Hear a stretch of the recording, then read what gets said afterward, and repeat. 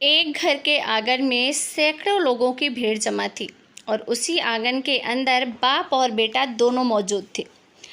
बाप की उम्र लगभग 50 साल के आसपास और बेटे की उम्र लगभग 30 साल के आसपास थी। बाप अपने बेटों के पैरों में पड़ा था। तभी बेटे ने अपने बाप को एक जोरदार थप्पड़ मारा और थप्पड़ मारकर कहा कि मैं तुम्हें किसी भी कीमत पर माफ़ नहीं कर सकता।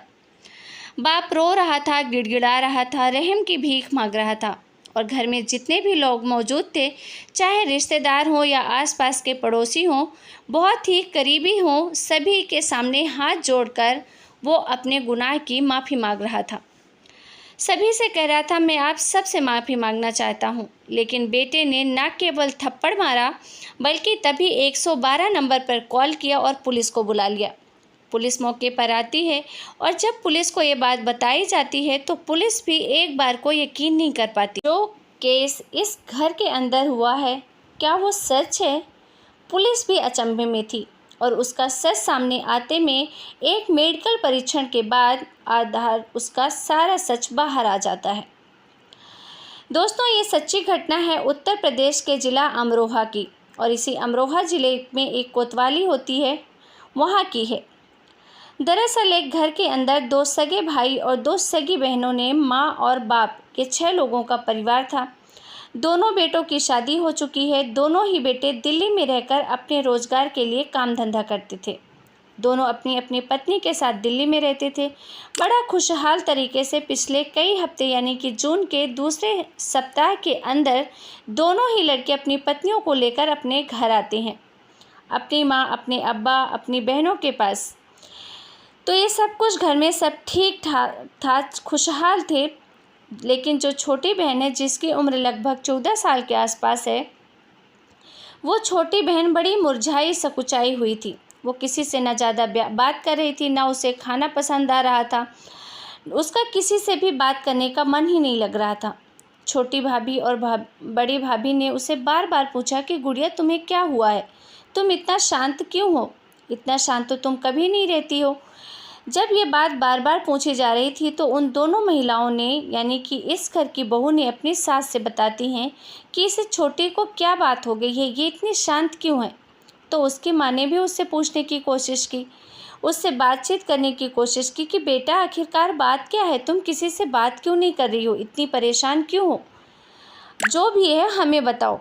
मगर ये लड़की की खामोशी टूटने का नाम ही नहीं ले रही थी और सब ऐसे ही चल रहा था। अचानक ही एक दिन बड़े भाई की नज़र बहन के पेट पर पड़ती है। जो बहन का पेट है वो सामान्य से कहीं ज़्यादा बड़ा दिख रहा था। वो ज़्यादा बड़ा पेट दिख रहा था। तब बड़ा बेटा अपनी माँ के पास जाता है और जाकर कहता है कि माँ, मुझे ऐसा लगता है कि छोटी का जो पेट है वो सामान्य से ज़्यादा है। कुछ तो बात है। क्या बात है? तुम्हें अब वो अपने तरीके से पता करने की कोशिश करो, उसकी माँ कहती है। मेरी तो कुछ समझ में ही नहीं आ रहा। हालांकि शुरुआत में उसने अपनी पत्नी और अपनी भाभी से मदद मांगने की कोशिश की थी, लेकिन वो दोनों भी इस मामले में पूरी तरह से फेल हो जाती हैं। तब माँ अपनी बड़ी बेटी, जो कि लगभग 21-22 साल के आसपास है, उसको बुलाती है और फिर 14 साल वाली जो उसकी छोटी बेटी है उसको बुलाती है। छोटी वाली बेटी को अपने पास बुलाती है। पास बुलाने के बाद उसे अपने सीने से लगाती है, प्यार करती है, धूल झाड़ती है और उसका विश्वास जीतने की कोशिश करती है कि बेटा, आखिरकार बात क्या है? तुम इतना परेशान क्यों हो? मुझे कुछ अच्छा नहीं लग रहा है। जब ये बात उसकी बेटी सुनती है कि मैं उसकी दर्द को, उसकी परेशानी को कुछ जानना चाहती हूँ, समझना चाहती हूँ, तो बेटी फूट फूट कर रोने लगती है। वो कहती है कि माँ, मुझे बहुत तेज़ का दर्द हो रहा है पेट में और ये दर्द मेरे कई दिनों से लगातार हो रहा है, इसलिए मेरा किसी भी काम में मन नहीं लगता। तब माँ ने अपनी बेटी को अपने बड़े बेटे के साथ, तीरा एक हॉस्पिटल है यहाँ, वहाँ जाने के बाद अपनी बेटी का इलाज कराने की कोशिश करती है। अब बेटी को तो पता ही नहीं था कि दर्द क्यों हो रहा है। तब डॉक्टर, एक महिला डॉक्टर के सहारे जब आखिर में पहुंचते हैं तो इस परीक्षण के बाद पता चलता है कि वो लड़की लगभग 3 महीने की प्रेग्नेंट है। और ये बात सुनते ही माँ और बेटे की सांसें उड़ जाती हैं। सोचने पे मजबूर हो जाते हैं कि उनकी इतनी छोटी बहन, जिसकी उम्र अभी सिर्फ 14 साल के आसपास है, वो प्रेग्नेंट कैसे हो सकती है। ऐसा क्या हुआ है आखिर?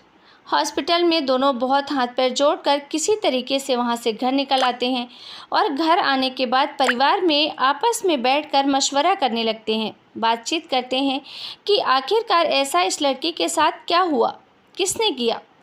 फिर बेटी से बार बार एक ही बात पूछी जा रही थी कि बेटा ये सब तुम्हारे साथ किसने किया और कैसे हुआ। तब उस बेटी ने जो बताया उसको सुनने के बाद घर में किसी भी व्यक्ति को तो यकीन ही नहीं हो रहा था। दरअसल उस बेटी कहती है कि मेरे साथ मेरे अब्बू काफ़ी समय से, लगभग कि 6 महीने से ज़्यादा समय से ये सब कर रहे हैं।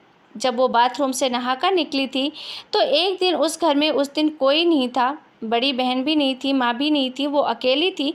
तो पापा ने यानी कि उसके अब्बू ने उसको आपत्तिजनक स्थिति में देख लिया था और उसी दिन से उन्होंने उसके साथ गलत काम करने की कोशिश की।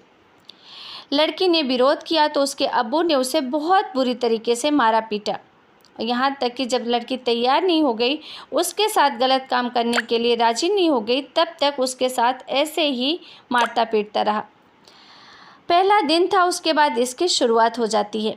जब उसको मौका मिलता था अपनी ही बेटी के साथ, जिसको उसने गोद में पाला है, जिसको उसने पैदा किया है, उसकी लाडली बेटी है, पूरा परिवार, खानदान, आसपास के लोग सभी कहते हैं कि छोटी बेटी को वो कितना प्यार करता है, हर वक्त इसे अपने साथ लगाए रहता है। लेकिन लोगों को ये नहीं पता था कि इस घर के अंदर कुछ गलत हो रहा है। लोगों को इतना अंदेशा ही नहीं था, किसी की यहाँ सोच जा ही नहीं सकती कि कोई इतना गलत कैसे कर सकता है। और वे व्यक्ति अपनी ही बेटी के साथ ऐसा घिनौना काम लगातार करता रहता है।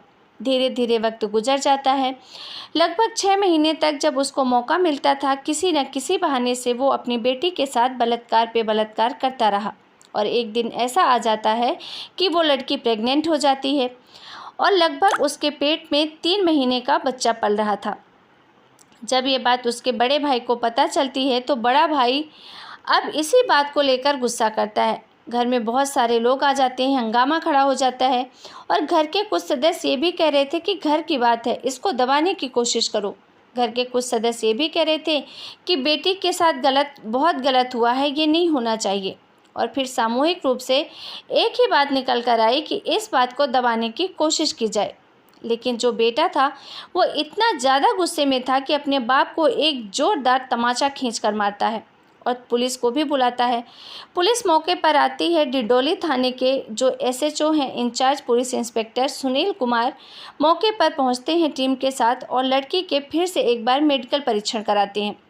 जांच पड़ताल की जाती है तो पता चलता है कि लड़की प्रेग्नेंट है और उस लड़की से पूछा जाता है तो वो लड़की जो अभी अपने घर वालों को बताई थी वही सारी बात वो पुलिस को भी बताती है। फिर एक एफआईआर दर्ज की जाती है और एफआईआर दर्ज करने के बाद इस लड़की की काउंसलिंग कराई जाती है, क्योंकि इसके मन में डर था। वो लड़की बताती है कि साहब, जबकि उसके पापा घर में आते थे और ये देखिए वो घर में थे तो अपने ही अब्बू की आहट से वो डर जाती थी। उसके अब्बू किसी न किसी बहाने से छोटी से बेटी से पानी मांगते थे, चाय मांगते थे, खाना मांगते थे और बाहर एक बैठक ही कमरा था, उसी कमरे में वो कभी भी अपने पास बुला लेते थे और उसके प्राइवेट पार्ट पर इधर उधर हाथ फेरने लगते थे। लड़की कहती थी कि मुझे अपने ही बाप के अंदर से घिन आने लगी थी, लेकिन अगर वो लड़की शायद प्रेग्नेंट ना होती तो शायद पुलिस को भी ये निराशा ही लगती और ये मामला कभी खुलता ही नहीं, क्योंकि बच्ची डर के मारे किसी को कुछ बताती ही नहीं। और जब ये राज खुलता है तो पुलिस ने उसके बाप को गिरफ्तार किया और बाप ने भी स्वीकार किया कि वो अपनी बेटी के साथ लंबे समय से ये सब घिनौना काम कर रहा था। सुनील कुमार इंस्पेक्टर कहते हैं कि मुकदमा दर्ज कर लिया गया है। वहीं एक रिपोर्ट के अनुसार कम से कम समय में इसमें चार्जशीट लगा दी जाएगी और उसके बाद इस आरोपी को इस दरिंदगी के लिए एक बहुत कड़ी सज़ा मिलनी चाहिए। इसके लिए उच्च अधिकारियों के सानिध्य में रहकर काम करना अपना शुरू भी कर दिया है। साथ ही उस लड़की की काउंसलिंग कराई जा रही है ताकि उसके अंदर जो अपने बाप के प्रति डर बैठ गया है वो डर हमेशा के लिए ख़त्म हो जाए।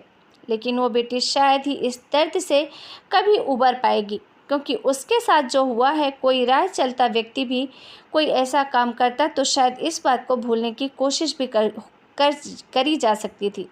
लेकिन वही बाप जिसको उसने अपने भगवान से भी ज़्यादा माना, जिसकी बचपन में वो खेली, जिसकी गोद में जिसने उसे पैदा किया, पाला पोसा, वही ये सब करने लगा। फिलहाल लड़की की हालत ठीक है। इसके अलावा उस लड़की की प्रेगनेंसी है, उसको ख़त्म कर गर्भपात करा दिया गया है कोर्ट से मंजूरी लेने के बाद, और जल्द से जल्द इस घर वाले और पुलिस वाले लगे हुए हैं कि उसके बाप को कड़ी से कड़ी सज़ा दी जा सके। तो दोस्तों, हमारे समाज ने ये कैसा रूप लेता जा रहा है? क्या बेटी बाप पे भी भरोसा नहीं कर सकती? कहाँ जा रहा है हमारा समाज, और इस समाज का जिम्मेदार आखिर है कौन? इस बारे में ज़रूर सोचिए, और साथ ही इस घटनाक्रम के बारे में जानने के बाद आपको क्या लगता है कि दोषी को क्या सज़ा मिलनी चाहिए, आप हमें कमेंट करके ज़रूर बता सकते हैं।